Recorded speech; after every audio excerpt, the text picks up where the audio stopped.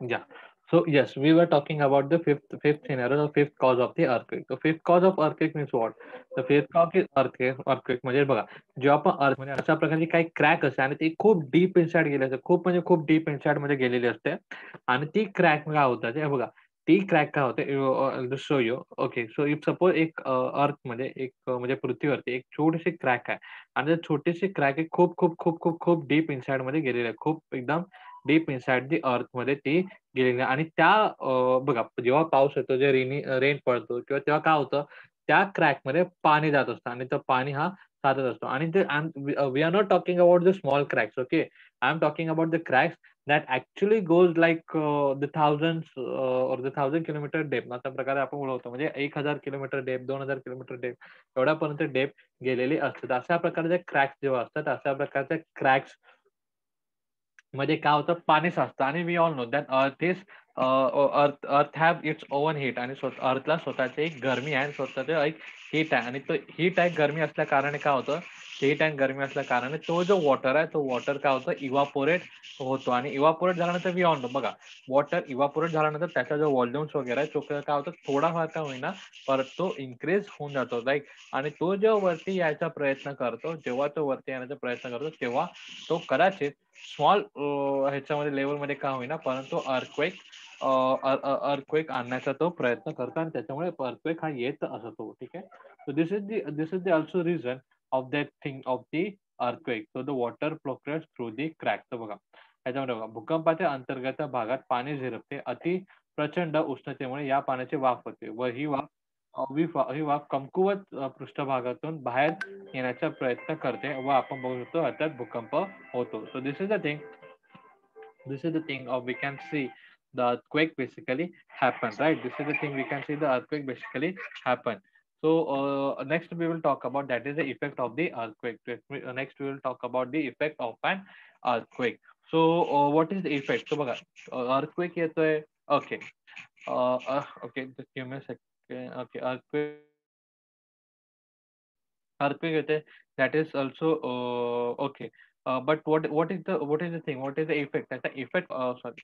Earthquake येते that is yes earthquake येते पण त्याचे effect काय ते सुद्धा जाणून घेणं आपल्याला important आहे. त्याचे effects काय ते सुद्धा आपल्याला जाणून घेणं important आहे. तर बघ त्याचे काय काय effect आहेत. बेसिकली आपण एक effect आपण साईडला बघितलं तर cracks in building or cracks to the building and again the cracks to the road आणि रोड वगैरे रस्ते वगैरे त्याला सुद्धा क्रॅक्स पडत असतात तर त्याला सुद्धा क्रॅक्स आहे पडत असतात. ठीक आहे. तर आता नेक्स्ट आपण बघूया. ओके. So बघा effect of the earthquake effect of the earthquake. So बघा loss of human being wild animal and pet. Loss of human being wild animal pet म्हणजे जे पाळीव प्राणी आहेत किंवा we can say the wild animals आहेत किंवा जंगली प्राणी आहेत आणि आपला ह्युमन बिंग त्यांना सगळ्यांना लाईफला एक धोका किंवा आपण धोका निर्माण नक्कीच होऊ शकतो आणि जर we can say the economic loss at the large scale electrical pole pipeline houses building roads railway tracks are destroyed. म्हणजे बघा अर्थक्वेकमुळे फक्त आपल्या जीवितहानीच नाही होत तर अर्थक्वेकमुळे काय होत असतं तर अर्थक्वेकमुळे आपण बोलवतो बेसिकली होतो की याच्यामध्ये इकॉनॉमिकल लॉस मध्ये आपण बोलवतो की इलेक्ट्रिकल पाईप नंतर इलेक्ट्रिकल पोल्स आणि पाईपलाईन्स म्हणजे आपल्या घरी पाणी येतं ते म्हणजे पाईप ज्याच्याने पाणी येतं ते म्हणजे इलेक्ट्रिकल पोल ज्याच्याने वीज येते ती नंतर बिल्डिंग्स रोड्स रेल्वे ट्रॅक्स हे सगळे काय होतात क्रॅक होतात डिस्ट्रॉय होतात. Ecosystem destruction due to the loss of biodiversity आणि लोक आपण बोलतो की काही काही प्राणी काही काही अॅनिमल्स मरण्या कारण जे इकोसिस्टम आहे इकोसिस्टम मीन्स वॉट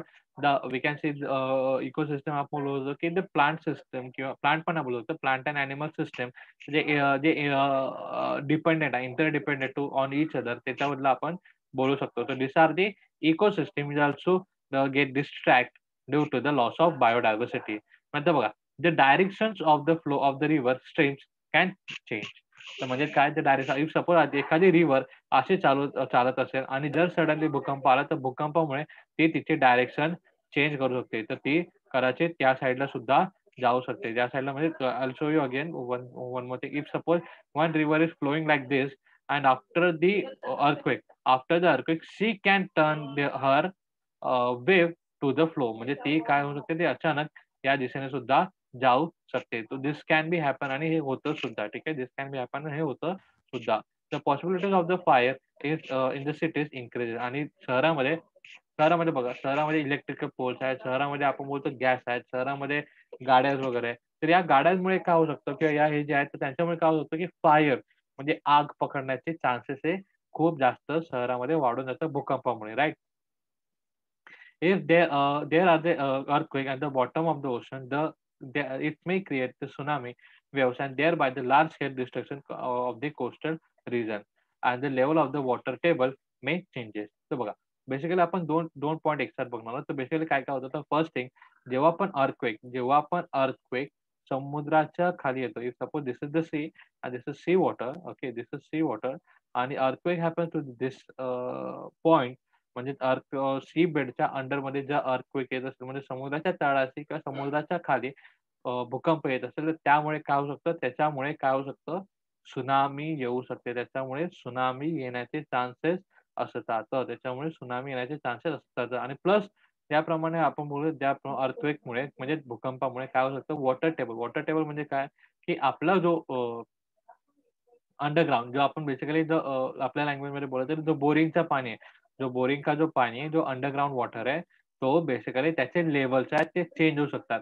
एक तर जिथे कमी वॉटर कमी म्हणजे खूप डीपमध्ये जो वॉटर असेल ग्राउंड वॉटर, तर तो बेसिकली त्याची लेव्हल इन्क्रीज होऊ शकते, आणि कुठे-कुठे जिथे लेव्हल खूप जास्त आहे, तिथे एकदम लेव्हल कमी होऊ शकते. तर अशा प्रकारे कोणतेही चेंजेस तिथे भूकंपामुळे होऊ शकतात. तर this is called as the water table changes. Water table म्हणजे बेसिकली आपण अंडरग्राउंड वॉटर बद्दल आपण बोलत आहोत. ठीक आहे. सो आता बघा, the precaution to be the taken on the time of the earthquake, म्हणजे जर इन केस अर्थक्वेक आला, जर इन केस भूकंप आला, तर काय आपण करू शकतो आणि कोणत्या-कोणत्या आपण हे करू शकतो, प्रिकॉशन्स घेऊ शकतो, त्याबद्दल आपण बोलून घेणार आहोत. तर बघा, if you are at home, जर आपण घरी आहोत, तर then do not get scared and instead of running here and there, stand, sit at the one place, either sit on the floor or below the bed, or any other furniture that cover yourself if until the moment of earth stop. If there is no table and any other shelter, then sit at the any corner of the room and cover your head by folding your hands around it. म्हणजे बघा, या ठिकाणी आपल्याला काय सांगितलं, या ठिकाणी जेव्हा आपण घरी असो, घरी असताना जर भूकंप आला, जर घरी असताना जर भूकंप आला, तर आपल्याला घाबरून इकडे-तिकडे पळण्याची गरज नाही. आपल्याला काय करायला पाहिजे, what we have to do, we have to keep calm ourselves. आपल्याला शांत राहिलं पाहिजे, आणि शांतमध्ये आपण काय केलं पाहिजे, जर समजा एकाकडे हे बघा, हा जो मुलगा आहे, हा बघा कसं टेबल खाली बसलेला आहे, त्याप्रमाणे आपल्याला एखाद्या जर आपल्या घरी टेबल असेल किंवा आपल्याकडे बेड असेल, तर त्याच्या खाली आपल्याला नक्कीच त्याच्या खाली लपलं पाहिजे किंवा त्याच्याकडे थांबलं पाहिजे.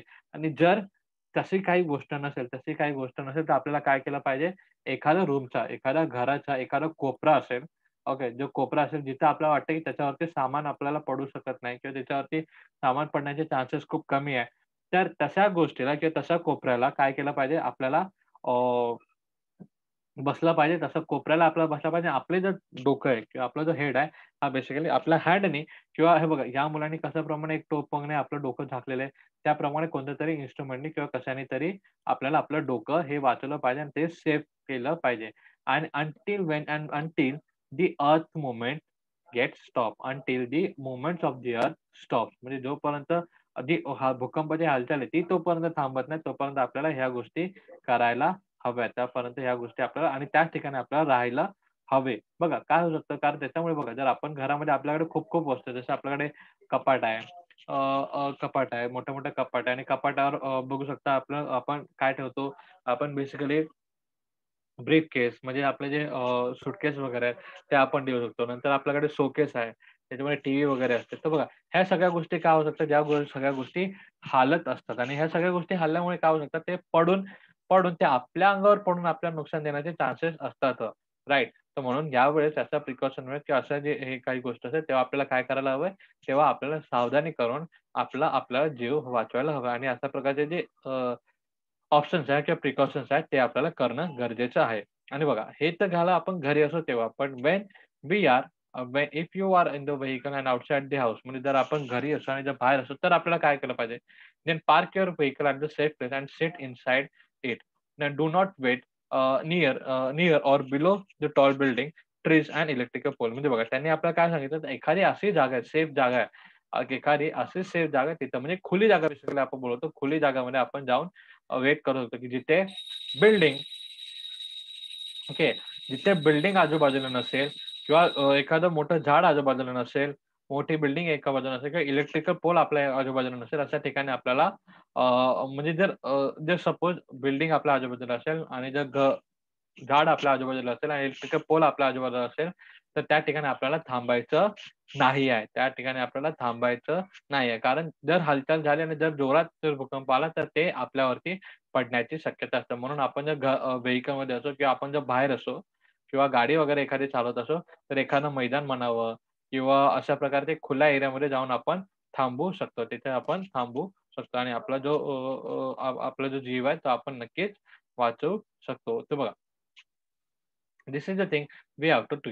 आता ह्यासोबत तर आपल्याला काय-काय केलं पाहिजे ते सुद्धा आपल्याला बघायचं आहे. तर बघा, तर avoid doing the following things during the earthquake. तर हे झालं आपण जेव्हा घरात असो, घरात म्हणजे फक्त घरातच ना, बघा आजकाल आपण ऑफिसमध्ये सुद्धा असतो राइट?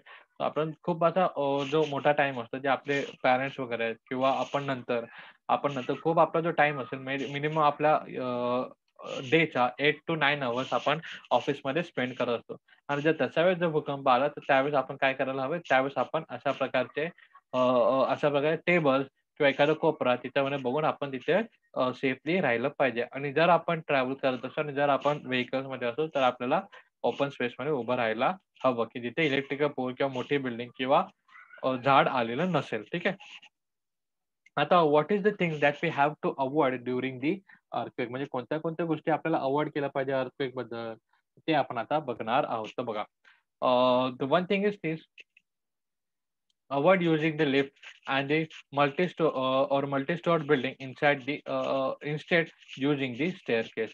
म्हणजे बघा, कधी पण मल्टी स्टोरेज किंवा मल्टी खूप जास्त असे जर हे असतील, what we can say floors असतील, तर त्या ठिकाणी आपल्याला लिफ्ट्स यूज करणं अव्हॉइड केलं पाहिजे. जर इन केस लिफ्टमध्ये जर काही बिघाड झाला, तर लिफ्ट खाली फटकन पडेल आणि त्यामुळे आपला जो लाईफ आहे त्याला एक थ्रेड किंवा त्या लाईफला आपण हे बोलू शकतो, धोक्यात आपण टाकू शकतो. बट स्टिल पण आपल्याला काय केलं पाहिजे, तर स्टेअरकेस वगैरे यूज करायला पाहिजे. आपल्याला स्टेअरकेस वगैरे यूज करायला पाहिजे. And do not sit in the discomfort for a long and do some physical movement. आणि आपण बघा एकाच ठिकाणी असंच बसून आपल्याला केलं नाही पाहिजे. त्याच्यात थोडी ना थोडी मूव्हमेंट आपल्याला करायला हवी, की जेणेकरून आपल्या बॉडीमध्ये नंतर प्रॉब्लेम क्रिएट होणार नाही किंवा क्रॅक्स वगैरे येणार नाही. क्रॅक्स होणार बोलू तर आपण आपल्या बॉडीमध्ये कधी पेन वगैरे झालं नाही पाहिजे.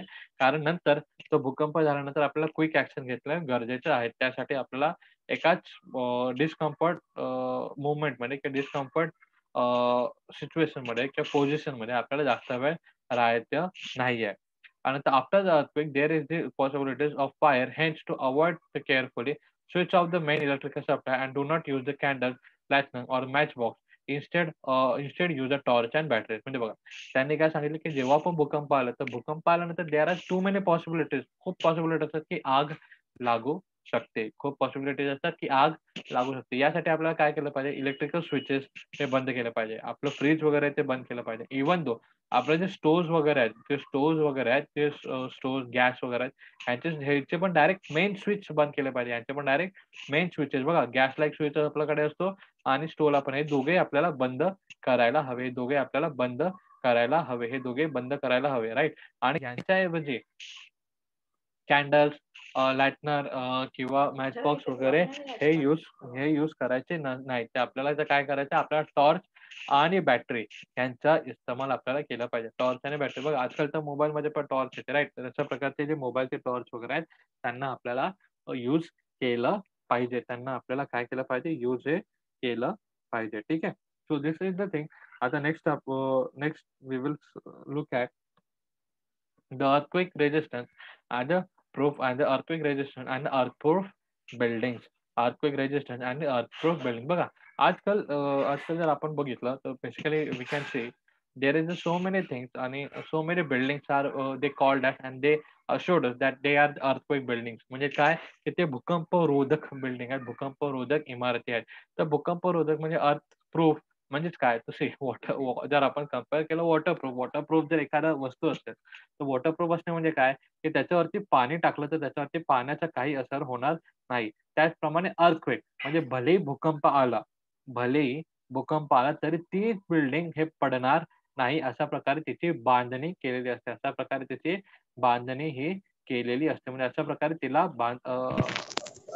तिला काय करण्यात येतं, तिला कन्स्ट्रक्शन तिला केलं जातं. अशा प्रकारे तिचं कन्स्ट्रक्शन केलं जातं, की that is why we called this the earthquake building. Earthquake किंवा अर्थक्वेक प्रूफ म्हणजे अर्थक्वेक रेझिस्टन्स प्रूफ बिल्डिंग असं त्याला आपण म्हणतो. म्हणजे even you can use this word earthquake resistant building और अर्थक्वेक प्रूफ बिल्डिंग असं आपण त्यांना म्हणू शकतो. So let's see what is this आपण त्याच्याबद्दल बघून घेणार आहोत. The construction which do not get the damage due to the earth movement up to a certain limit. This is the earthquake resistant building. To construct the tall building, Indian Standard Institution has made the some code of conduct. The buildings are constructed as per the IS 456 at the earth and earthquake resistant construction are proved as per the IS 1893, a criteria for the earthquake resistant design of the structure, and IS 1392-0, that is ductile detailing of the reinforced or the reinforced concrete structure subject to the seismic wave, or we can say the advanced technology used for the earthquake resistant construction.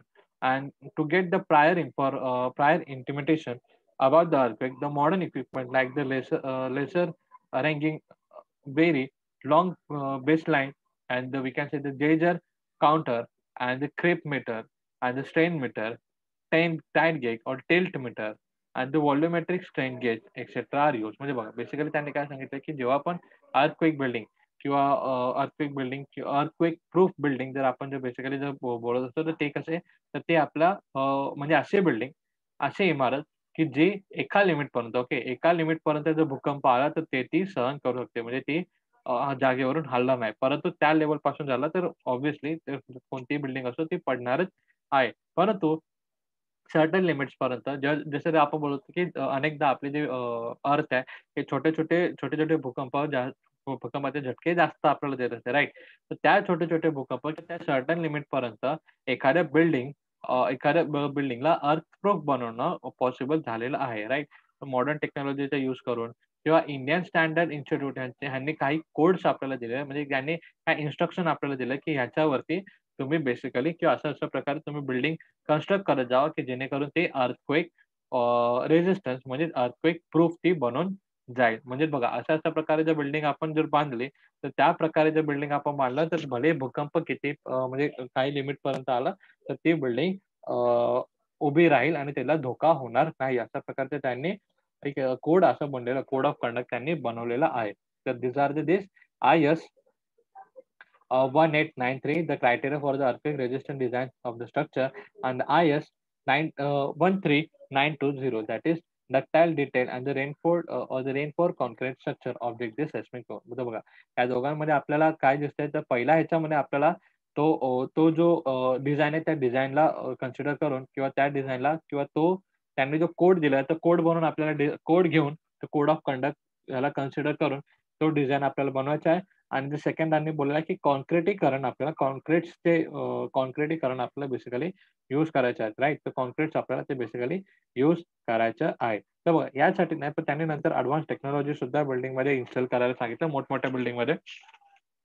जे आहे baseline झालं किंवा ginger counter झाले, नंतर crepe metre झाले, नंतर strain meter झाले, नंतर tide gauge, tilt meter, volumetric strange and the long basin basically. तर अशा प्रकारचे काही मॉडर्न टेक्नॉलॉजीज आहेत जे आपल्याला इंडिकेट करू शकतात, जे आपल्याला प्रायर इन्फॉर्मेशन म्हणजे ते आपल्याला इंटिमेट करू शकतात. They can tell us about the earthquake. अशा प्रकारचे काही इन्स्ट्रुमेंट सुद्धा इन्स्टॉल करायला लावतात. इन्स्ट्रुमेंट सुद्धा इन्स्टॉल करायला लागतात म्हणजे ते सुद्धा तिथे लावावे लागतातच. ठीक आहे. So this is the thing. अशा प्रकारचे कोणतेतरी एक तरी इन्स्ट्रुमेंट त्याने ठेवा की जेणेकरून बिल्डिंगच्या माणसांना भूकंप येत आहे अशा प्रकारचे इन्फॉर्मेशन त्यांना होईल की अशा प्रकारचे त्यांना एक खबर लागेल. अशा प्रकारे आपण बघू शकतो. This is the thing.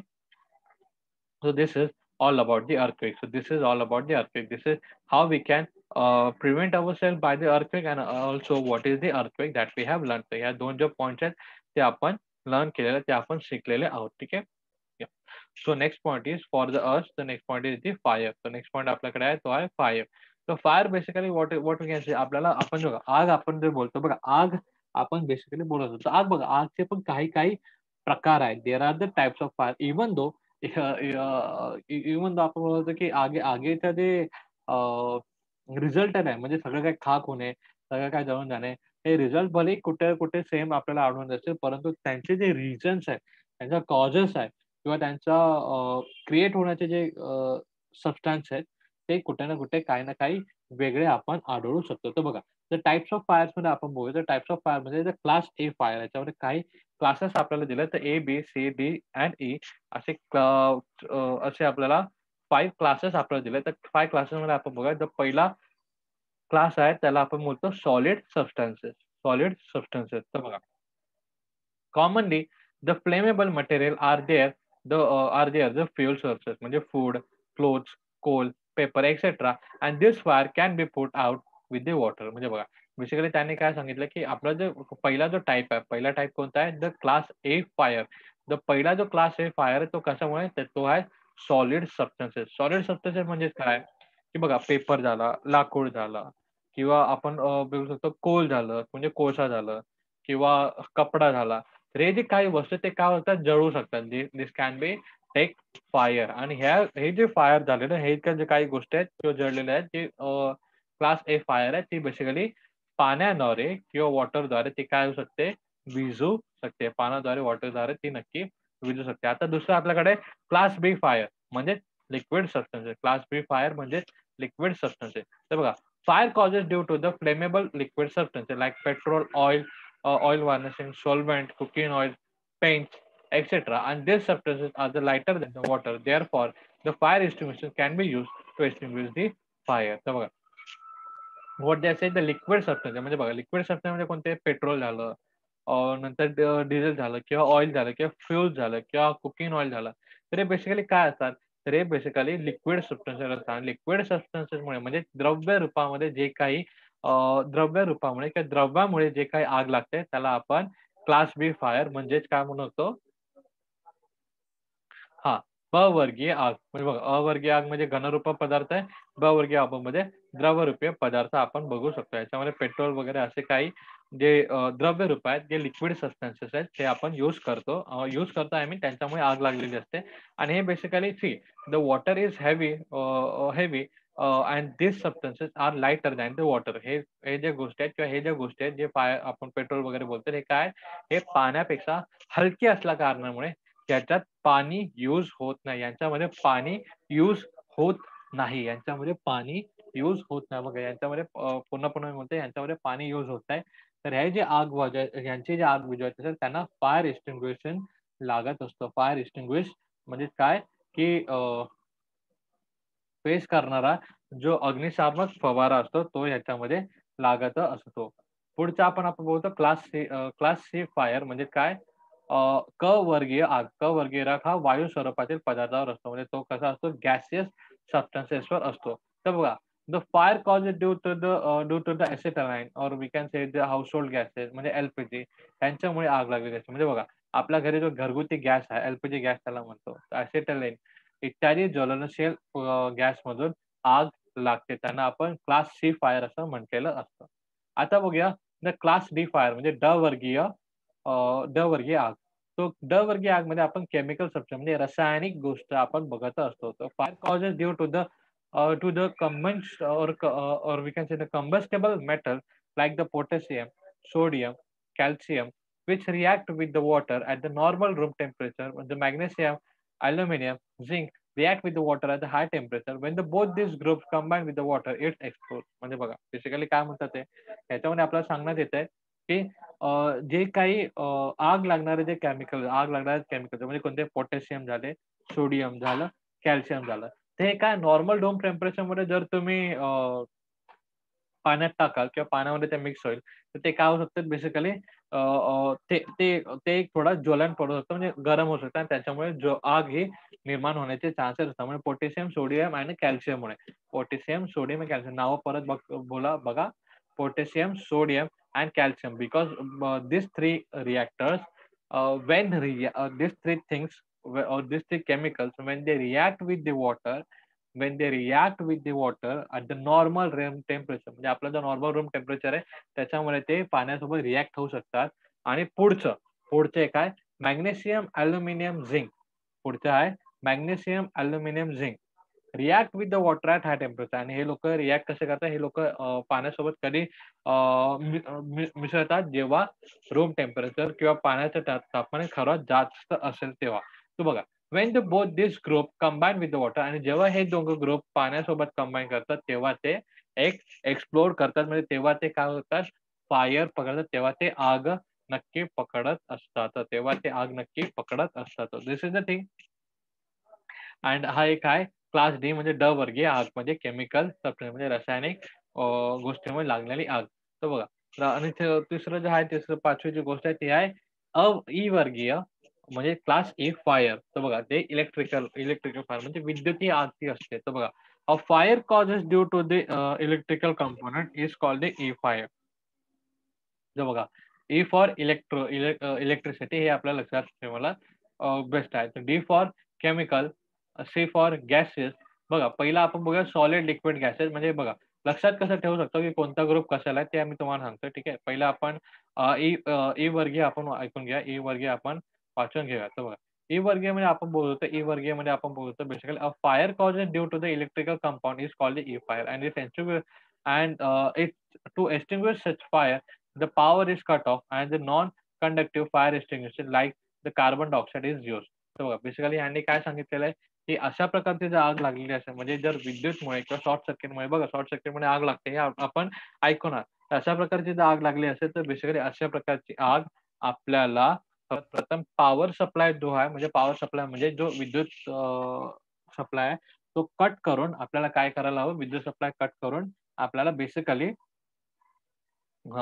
विद्युत कटाई कट करून आपल्याला काय करायला पाहिजे की त्यांचे फायर एक्सटिंग्विशर आहे म्हणजे कार्बन डायऑक्साईड म्हणजे कार्बन डायऑक्साईडचा जो फायर एक्सटिंग्विशन आहे म्हणजे जो अग्निशमन जो आहे कार्बन डायऑक्साईडचा तो वापरून त्या आगीला काय करतात नियंत्रण करू शकतो तर बघा दिस इज द थिंग ह्याच्यामध्ये आपण एक गोष्ट नेक्स्ट बघू शकतो ह्याच्यामध्ये एक नेक्स्ट गोष्ट बघू शकतो की बघा आपण बघतो आपण कधी कोणती गोष्ट बघतो ना आता मी लक्षात कसे ठेवायचे class A class B class C class D and class C तरी मी तुम्हाला सांगतो तर बघा तो A B C D E A B C D E A B C D मध्ये आपण बघतो ए बी सी डी म्हणजे ब क ड ई ए बी सी डी बरं राईट हे तीन आहे हे पाच आहेत बरोबर A B C D A for आपण बोलू शकतो basically solid liquid and gases हे जे आपण नेहमी आपण बघा नेहमी बोलताना आपण असेच सबस्टन्सचा फॉर्म आपण बोलताना असंच बघतो सॉलिड लिक्विड अँड गॅसेस आणि ई फॉर इलेक्ट्रॉनिक्स तर उरलं काय उरला आपलं केमिकल सबस्टन्सेस तर केमिकल सबस्टन्सेसला डीला आपण लक्षात ठेवू शकतो बघा याप्रमाणे इझिएस्ट वेने आपण जे ग्रुप्स आहेत ते आपण लक्षात ठेवू शकतो A B C that is solid liquid and gases and D for chemical and E for electronics बघा जर आपण सॉलिड लिक्विड अँड गॅसेस आणि ए टाईप इलेक्ट्रॉनिक म्हणजे विद्युत आहे हा मध्ये आपण लक्षात ठेवलं तर उरलेला जो केमिकल आहे तर तो बेसिकली आपण डी वर्गामध्ये टाकू शकतो तर this are the thing this is the easiest way you guys can तुम्ही हे लक्षात ठेवू शकता तर बघा so method of the fire extinguisher the method of the fire extinguisher आपण बघूया the cut off or the cool off or use of water cool out use of water म्हणजे ते सर्वप्रथम पाणी वगैरे टाकून to extinguish the fire the water is the most common and effective solution which is easily available everywhere if you spray the water on the fire around the on the fire or around the fire it creates the cooling effect and helps to control the fire म्हणजे बघा सर्वात प्रथम cool out म्हणजे त्याला थंड करणे त्याला शीत करणे हा जो पहिली मेथड आहे थंड करणे शीत करणे ही पहिली मेथड आहे त्याच्यासाठी सर्वात प्रथम जो वापरण्यात येतो तो म्हणजे पाणी होय तो म्हणजे पाणी होय पाणी जसं जसं पाणी आपल्याला सगळ्यांना माहिती आहे की थंड करतो आगीला आपण विझवण्यासाठी पहिले मोस्ट कॉमनली पाणी आपण वापरू शकतो नंतर काय दुसरा एक गोष्ट आहे सप्रेस दी फायर म्हणजे काय आगीला दाबणे आगीची कोंडी करणे बघा सर्वात प्रथम एक लक्षात ठेवा, आग जेव्हा पण आपल्याला आग जेव्हा लागत असते, तेव्हा आपल्याला 3 गोष्टीची गरज असते. एक आपल्याला लागते इंधन, एक असतं ऑक्सिजन आणि एक असते इंधन, ऑक्सिजन आणि नंतर आग आपण बोलवतो बेसिकली त्याच्यामुळे हे सगळे काही गोष्टी लागत असतात. तर बघा, जेव्हा पण आपण एखादी गोष्ट या तिघा ट्रायंगलमधून जेव्हा आपण या तिघा ट्रायंगलमधून जर आपण एखाद्या गोष्ट जर आपण हे करू, त्याला दाबू किंवा त्याचं कनेक्शन तोडू, तर आपण ते बेसिकली आग ती रोखू शकतो. ते आपण आगी रोखू शकतो. बघा, the suppress of fire to control the fire which causes due to the electrically or oil or sand or the soil can be used. If we spread the fourth like the suppressor on the fire, it cuts out the contact with the air and the fire, and this method is more useful to extinguish the fire spread due to the oil. म्हणजे बघा, suppress the fire म्हणजे त्या आगीवरती त्या म्हणजे जर आग हे ऑइलमुळे ऑइलमुळे किंवा पेट्रोलमुळे किंवा अशा काही गोष्टीमुळे म्हणजे बेसिकली इलेक्ट्रिकली जर आली असेल, म्हणजे विद्युतही जर आग लागली असेल, तर त्याच्यावरती माती टाकून आपण ती विझवू शकतो. आणि तिसरं आहे the keep away the flammable substances. In this method, all the flammable substances keep away from the fire, and any wooden articles and the flammable substances must be kept away so that the no sources left for the fire to spread. And the stir up the pump are the best devices to put out the small fire. It spray or it spray the water and the direction around the fire. म्हणजे बघा, म्हणजे या मेथडमध्ये या 3 method third मेथडमध्ये म्हणजे काय, की the keeping away the flammable things. ह्याच्यामध्ये काय होतं, की आजूबाजूला जे काही गोष्ट जळू शकतात म्हणजे पेपर असेल, लाकूड असेल, इलेक्ट्रिकल वस्तू असेल त्या आगीच्या, ते सगळ्या गोष्टी साइडला करतात. जेणेकरून आग पसरणार नाही आणि जे उरलेली आग आहे, त्या उरलेल्या आगीवरती पाणी वगैरे टाकून आपण तिला कंट्रोल करू शकतो. पाणी वगैरे टाकून आपण तिला कंट्रोल करू शकतो. तर these are the things आपण बोलतो, की we can use the and this method we can use for the control the fire, right? So बघा, the precautions काय, the precaution of the safety measure तर बघा, to develop the habit of switching off the gas regulator and when not used especially during the night, and switch off the electrical appliances when they are when you are going out of the house, and then to make the others alert to call them for help and shout loudly, and to call fire brigade. And we can say the provide the information how to use the fire extinguisher. म्हणजे बघा, आपण काय-काय 4 गोष्टी आपण मुख्यतः करू शकतो. म्हणजे पहिलं काय, की आपल्याला एक हॅबिट, आपल्याला एक सवय जनरेट करायला लागेल जेणेकरून